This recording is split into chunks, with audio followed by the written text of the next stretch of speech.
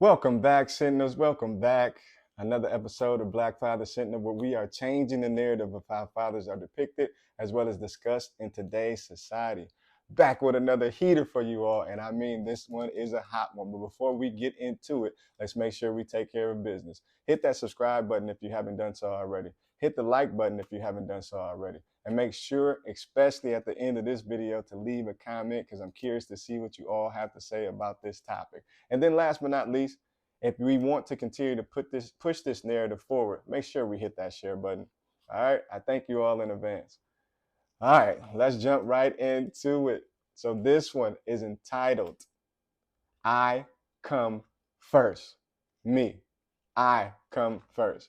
Now I know what you're thinking. You may be taken aback by the title. All right, but let me explain. Let me put some context behind it. So I'm watching this podcast.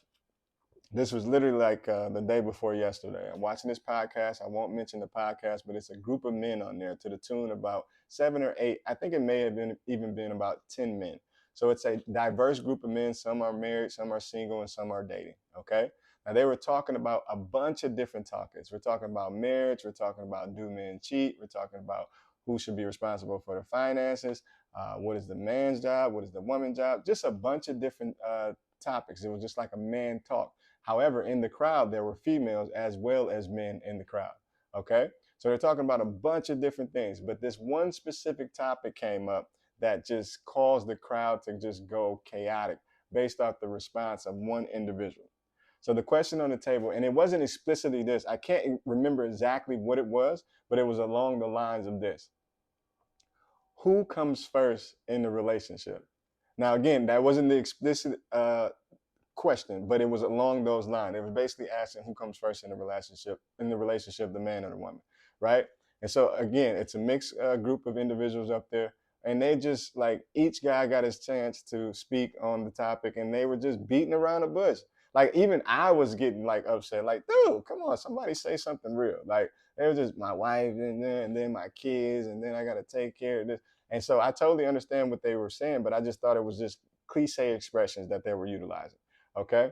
But there was this one guy in particular. He was actually a doctor. And this is what he said. And he said it just quite frankly. And he was unapologetic about it. I come first. And I was like, whoa. My same reaction, right, was the reaction of the crowd.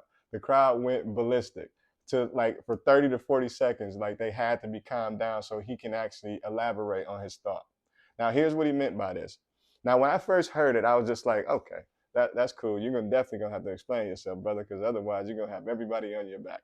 But I'm curious, me. I have this inquisitive mind about myself, so I and he was a brother who can articulate his thoughts, so I knew that he was gonna say something that was gonna back up that statement. So here's what he said. He said, "I come first." So if you look at life, fellas, as a cup, you should be pouring into your cup at all times. You should be pouring into your cup at all times. So that's going to look different for different men, right? Pouring into your cup will just be something similar to, taking care of yourself, your health, making sure your health is right, right? Making sure that you're reading the right things, making sure that you're looking at the right things, making sure that, you're going to therapy, whatever the case may be. He's more so saying that you need to take care of yourself so you can be the best version of you. Otherwise, you can't be expected to take care of anyone else. Now think about that. Does that make sense? In my mind, that makes sense. So he also said, like, by you pouring into your cup, meaning you keep showing up as the best version of yourself, or you keep adding things to your life so you can show up as the best version of yourself, your cup is going to eventually overflow. Now he said, when it overflows, that overflow is for your significant other and for your children.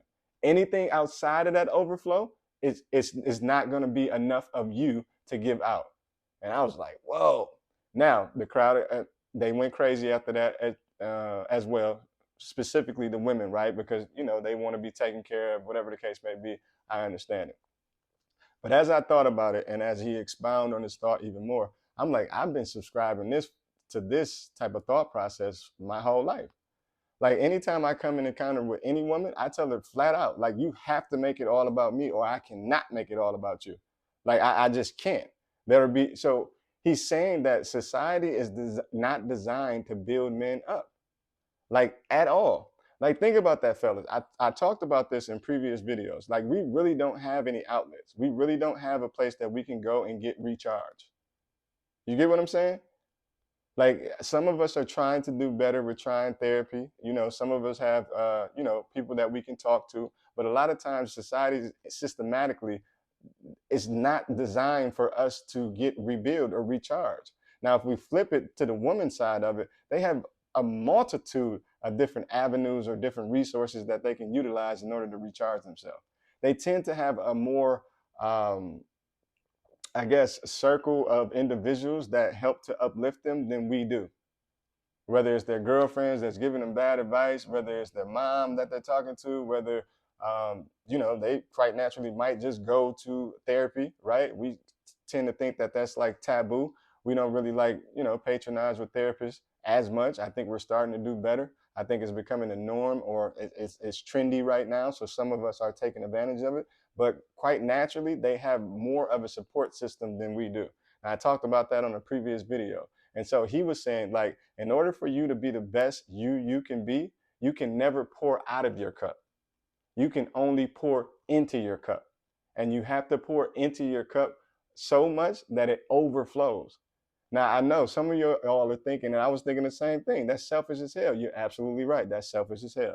And that's what he's saying. And that's exactly what he said. You have to be so selfish and pay attention to yourself so much. That's the only way that you're going to be able to give a better version of yourself to somebody else. So just imagine that. Like, we see it every day, fellas, and some of us may go through it on a daily basis. People are constantly making withdrawals on us. Society quite naturally makes withdrawals on us every day. When we get in a relationship, that's withdrawals every day. When I say withdrawals, I'm thinking like in a banking term, withdrawals, right? You're taking things out, right? Whether it be our energy, whatever, our mental capacity, you're taking things out. Things are constantly being taken out of us every day. Like, nobody makes deposits into our life as males, right? And I'm not saying that this is always the case. You may find those unicorns in life that, they're willing to pour into you, but majority of the time, we don't have those outlets where people are pouring into us, uplifting us, building us up. Hell, we live with some people, the significant other, and they don't even do that, right? Our kids don't tell us, right? You may get that phone call from your mom or your grandma or whatever the case may be, or one of your partners might see you doing good and say, hey man, you're doing a good job. I just want to let you know I appreciate you. Like me right now, I have a friend right now, he calls me, right? And he calls me on the daily, hey man, I'm just calling to check up on you. And that's literally his whole conversation, right? Hey man, I'm doing good. Yeah, man, I was thinking about it a little bit. I just had to go out, take me a run and clear my head. All right, man, I'm just checking on you, make sure you're cool, you know? Because a lot of times us as men, we choose to do, we have these coping mechanisms that society has gave us, right? We choose to either drink a lot of alcohol or party or kick it with a lot of women and trying to have sex with a bunch of women, trying to just get those thoughts or whatever we're going through off our mind. We tend to choose those coping mechanisms as opposed to something else positive, like, the few that I named before, the exercise, the reading the book, right? Like, those aren't the normal ones that we would choose, right? So he's just flipping it. All he's saying is that you cannot give anybody the best version of yourself without taking care of yourself. So it is about you. I come first. And fellas, I just want you to think about that. Like, what is your thought process on that? Like, we get drawn for, like, I know some of you have been like in certain, I guess, rooms and certain meetings and certain situations and certain environments where you feel drained when you come out of there because nobody's making a deposit in you. People are just constantly pulling from your energy. And then if you get to the point to where, like myself, I'm on this journey, just being disciplined, just doing what I have to do, right? It gets exhausting doing the same thing over and over, over and over, over and over. But I feel so good doing it, but I don't have a lot of people around me that's actually doing what I'm doing, right? And I know you got to change your friends, you got to do this. Yeah, it comes with time. That doesn't just happen overnight. Like, you're just not all of a sudden in a room full of those entrepreneurs and those positive thinking people that you are. It comes with time. You meet them progressively throughout life, right? And so I know, fellas, you've been through that before where you just feel emotionally drained. Sometimes you feel emotionally drained in your own house. And so all this individual is saying is that you have to take care of you. I come first. He said you should never be pouring out of your cup, fellas. You should never be pouring out of your cup because there's nothing systematically put in place in society for you to get recharged or refueled. So it's up to you to refuel yourself. He said, refuel yourself to the point to where your cup overflow, and that overflow, only that overflow, is for your significant other as well as your children. All right. Now I'm curious to see what you all have to think, what you all think about that. Is that a little bit too extreme? Is he too selfish? Does that make sense? I mean, share your thoughts below. I'm curious. I'm curious to understand the thought process of men nowadays, as well as women. Women, make sure you chime in as well. Just make sure you keep it respectful. Let's have civil discourse. But I need to know, like, is that selfish or is that like right on time? Is that a timely message? For me, it was a timely message because like I said, I've unconsciously been living like that my whole life. Like, it's just always been about me. Like, I'm not even gonna front with you. I'm not gonna jack, but it makes sense for me because in the flip side, when an individual does make it all about me, because I'm already making it all about me, I'm gonna spoil you to death. It just is what it is. All right. So, fellas, let me know what you're thinking on this, and continue to do what you do best, and that is to be a great father. Black Father Sentinel, signing out.